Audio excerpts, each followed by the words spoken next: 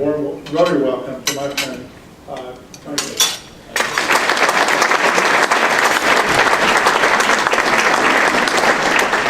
Thank you, John, for that kind introduction. And as Coach K's picture popped up there, I sort of lost the trail on all the trivial collegiate rivalries and started thinking about the one true meaningful one, that's Army-Navy. And so, how many Navy people do we have in here? Oh, yeah. And how many Army? Okay, so I'm proud to announce that Army beat Navy in racquetball. Even though we haven't won in 12 years in football, we got the racquetball thing locked up. So we're solid there. This whole general thing, you know, I like to tell this story. I was in Afghanistan, and there was a lot of fighting going on. A good friend of mine, then Colonel Ed Reeder, who's Special Forces Commander, 2-star general in Afghanistan right now, but then he was working for me in charge of all the Special Forces.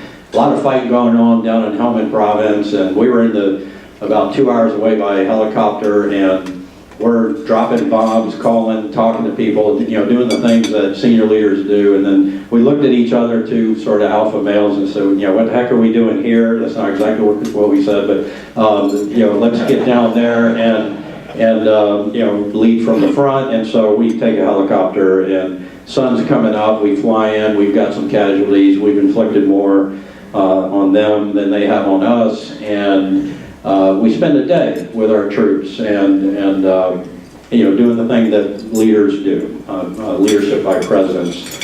And as we're leaving, we're standing in a poppy field about chest high, helicopters coming in, sun's low in the sky, and there's 4 of us. There's my radio guy, there's Ed, and his radio guy. And his radio guy has an ability to intercept communications.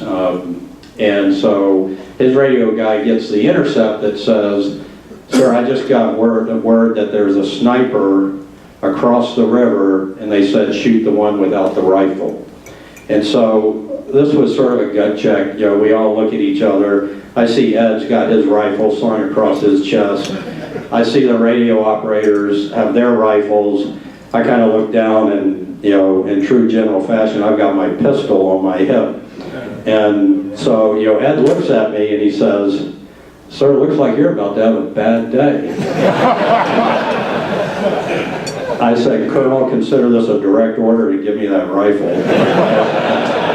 And so, being a general is not all it's cracked up to be, particularly when bullets are flying. Obviously, we both made it out of there okay. I'm here to talk specifically about the very active world right now of transportation. As I'm speaking, the Senate has dropped a bill to, cut 500 positions from DOT and to set a floor on the gas tax of 35 cents. It's at 37.5 cents right now, so it's 50 million per penny, so that'd be about $125 million loss.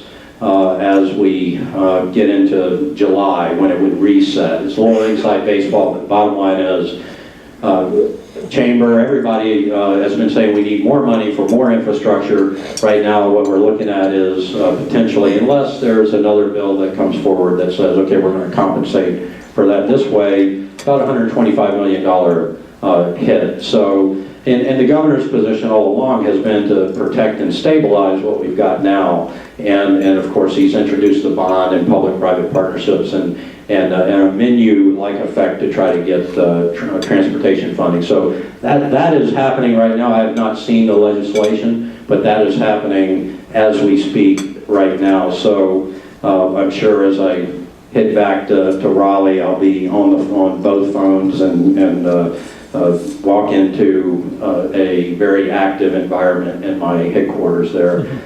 Second thing is, last night we were invited down by the mayor and the city council. We had a great discussion, filled room, and we talked about options for 485, the southern portion of that.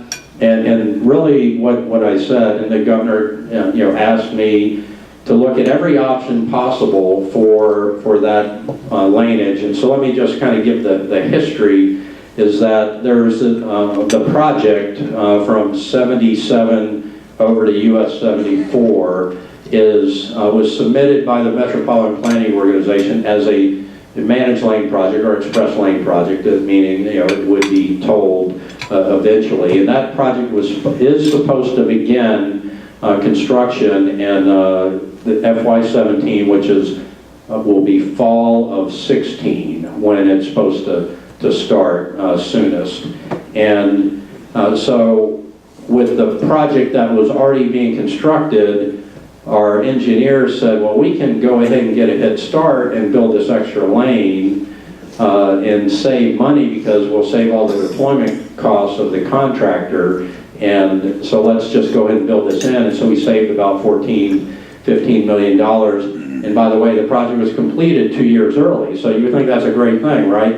And so now what we've got is this perception issue of an extra lane that's out there. It's a real lane out there right now. And so the options that we laid out are, we can continue to drive on as planned, or, which is to, in 16, begin construction of the managed lane and just keep that lane closed off. Or two, we could use it as an HOV lane, and there's different variants. You could do a HOV2 and HOV3. You could put up a gantry and toll it, or you could do a just during peak hours HOV. So there are about 3 or 4 different spin-offs of doing the HOV. And importantly, if you use it as an HOV lane, that preserves what the local Metropolitan Planning Organization wanted to do, which was to have a managed lane from 77 to 74. Third option is converted to a general purpose lane, which is just a regular lane that's not tolled.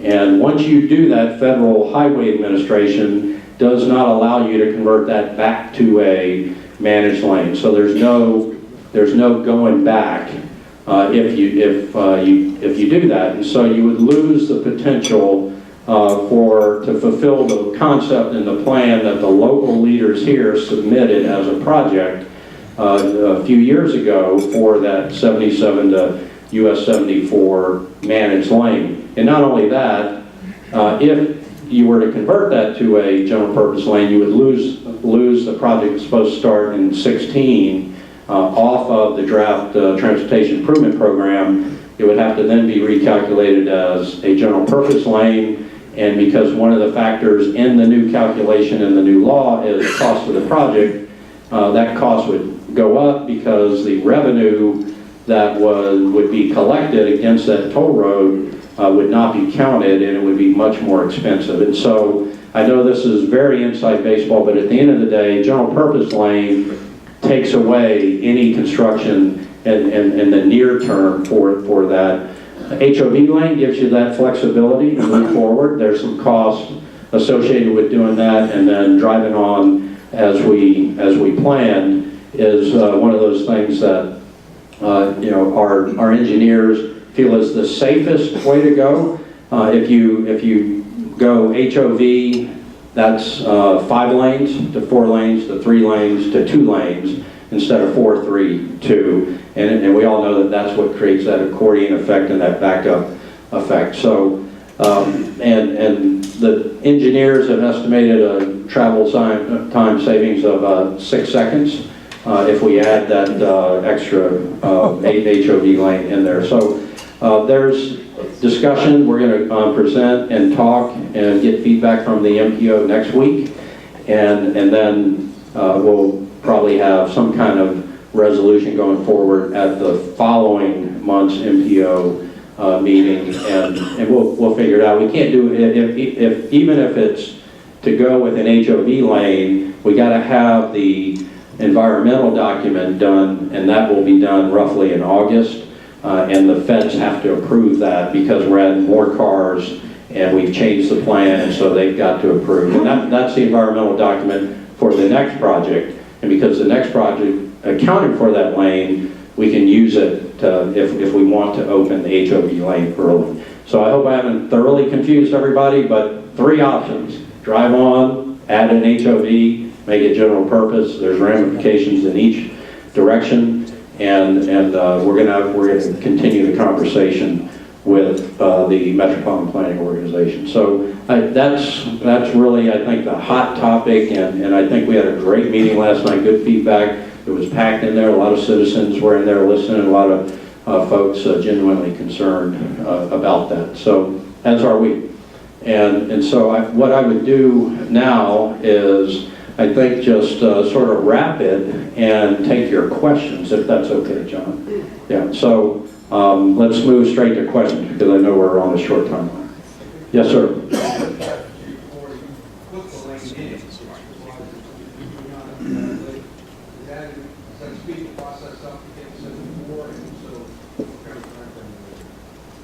That lane is in, but we still have to build the rest. It's at Ray Road. From Ray Road to 74 we would have to build.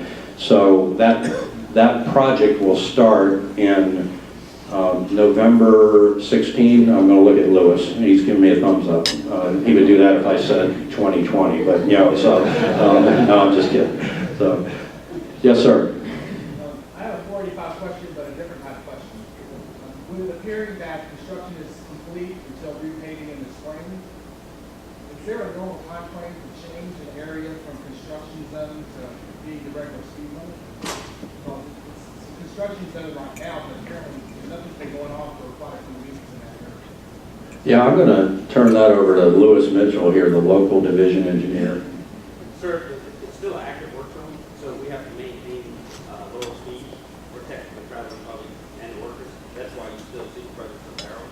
Until we can get that final wear structure on it, it's better for the traveling public. I haven't gotten a speed ticket, but you know. We can handle that. Yes, sir. Given all the talk about our failing infrastructure, what's the logic for cutting back on the amount of money we have for highway? Yeah, so that's a great question. The logic for putting in a floor is how I'll describe it, is that with the precipitous drop in wholesale oil prices, we would see from July 1, when North Carolina resets its fuel tax index and the revenue that we get from that, it would drop to by about 5.5 to 6 cents. So it's at 37.5 right now, and it would be in the 31 to 32 range. And so what the Senate is saying, we'll floor it at 35, so it can't take that precipitous drop. And so they see it as a protective measure. The governor's position is to protect and stabilize what we've got right now. So there's, and the House may have an entirely different proposal.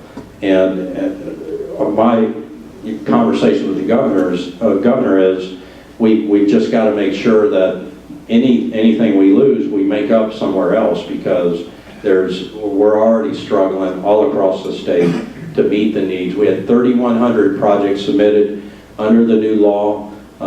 There was about 20% of those that made the cut. So 1 in 5, we're doing 1 in 5 projects that metropolitan and rural planning organizations across the state feel that we need to do, that they need locally. We're doing 1 in 5 projects. If you do just, that's 1,800 highway, 1,300 non-highway, meaning ferries, airports, rail, transit, bike ped. If you just look at highways, 1,800, we're doing about 1 in 3 of the highway projects. So we don't have the money we need to address your needs, the needs that are presented to us by the Metropolitan Planning Organization, the 485s of the world. So there's hard conversations ahead. The governor's proposed a bond to kickstart some things. He's got public-private partnerships working, and there's conversations being had about funding reform as well. So yes, no. Well, then, so it's really a move to keep it up rather than have it come down. Is that correct? Stabilize and protect is the governor's word. Yes, no. When you talk about funding reform, could you talk about how express lanes can play a role in that? Sure. Express lanes, user fees, play a role in lessening the state's burden and helping us distribute money all across the state. So where there's heavy traffic, the state can pull in that revenue for user fees to pay for projects such as the I-77 area or 485. 40 in the Raleigh area is a future managed lane project. There's a Triangle Expressway, which is the outer, the western southern loop of Raleigh. That's not even a managed lane. That's a toll road. There's no other way. You just take it as a toll or not. And so that it helps us pay for more infrastructure and get that infrastructure built more quickly. 77 managed lane is a good example. That wouldn't happen for 10 or 15 years given the corridor caps on that are in the law and where the congestion is on 77. But once we get our due diligence done and get the approval from USDOT, it's about a 3.5-year timeline until we have a new facility, a $650 million facility. That's going to be in the $90 million range of state funds. So that's how that user fee comes into play. Yes. Could you explain the difference in cost between a toll road and a non-toll road? With all the data that I've seen, that toll roads, managed roads, significantly more expensive than the flyover bridges, all the technology that gets to the toll road. The managed lane, the toll road, we're going to all electronic. So you've got the gantries, they're called. You drive under them, they take a picture of your license plate. Or you have the reader in there that will, just deduct from your account. And we are the only state that's compatible with Easy Pass, Sun Pass, and Peach Pass. So anybody from those areas can drive on our Triangle Expressway right now and future managed lanes. And people with our pass, NC Quick Pass, can drive on those without having to worry about it, and they go through the express lane.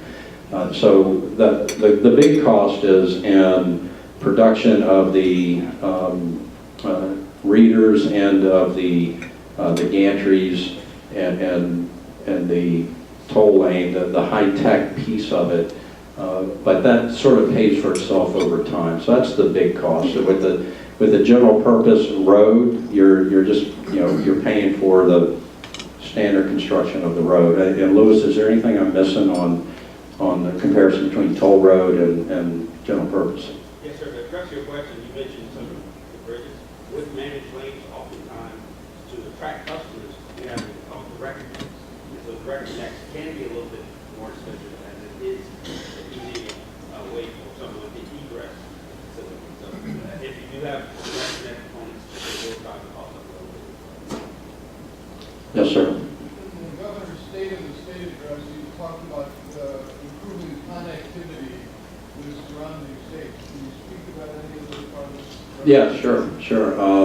One that comes to mind is in the 25-year vision, there is connectivity for northeastern North Carolina to Hampton Roads. There are about 3 projects that get pulled into the statewide draft transportation improvement program that help refurbish or widen or make controlled access 17, which goes into Chesapeake, Virginia. And when you go up into that part of the state, it's a lot like Rock Hill and Charlotte, and except for northeastern North Carolina doesn't have the school district or prosperity of Rock Hill. So, but it's that same kind of give and take. So that's one area that we're focusing on. Certainly out in the west, being able to get up to Knoxville or Chattanooga is a big deal, and even down to Atlanta for the out in Cherokee County, they're building a casino up there, and they want to clean up the road as much as they can and extend the runway for the airfield. And then certainly the Greenville, Spartanburg area is another area of connectivity, and we're working projects there as well. And so I think that's part of what the governor, being from here as mayor, really understands that the political boundaries are less important than the economic boundaries sometimes. And it's really most pronounced up there in that huge port and military industrial complex of Hampton Roads, and the people, and particularly the veterans who live in North Carolina, because it's a great place to live and they commute up there, we've got to clean that up for them, and also make it so that businesses will move along that corridor of US 17 and set up shop in northeastern North Carolina, so that we can get that revenue from those businesses. Yes, sir. You've spoken almost entirely about highways. What kind of state policies promote mass transit in the state city? Sure. In the new law, the strategic mobility formula, I'll back up for a second. One thing we said was before we talked about money and increase in funds, we had to be more efficient with what we had, and then we had to have a vision and a plan. So the new law took the old equity formula would have had 175 projects supporting about 170,000 jobs.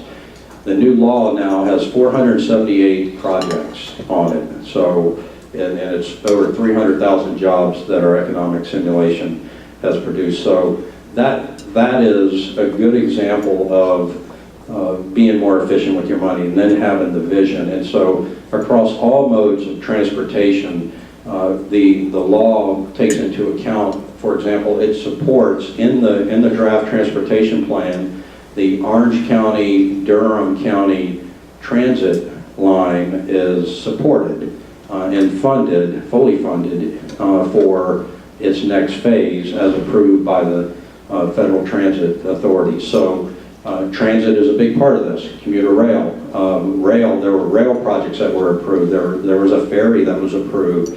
There was, I want to say, 30 some airfields get some kind of improvement during this. And there were over, I want to say, 60 or 70 bike ped projects that were approved in this. So it's a multimodal law, and it really takes a look at we're the good road state. Well, we need to graduate to being the good transportation network state, because it's now a system, and particularly for businesses and just-in-time delivery of goods and services, you've really got to have a system between the ports, the rail, the airports, etc., all coming together to support North Carolina businesses. And I think I'm getting a couple of high signs on this. So I'll take one more question.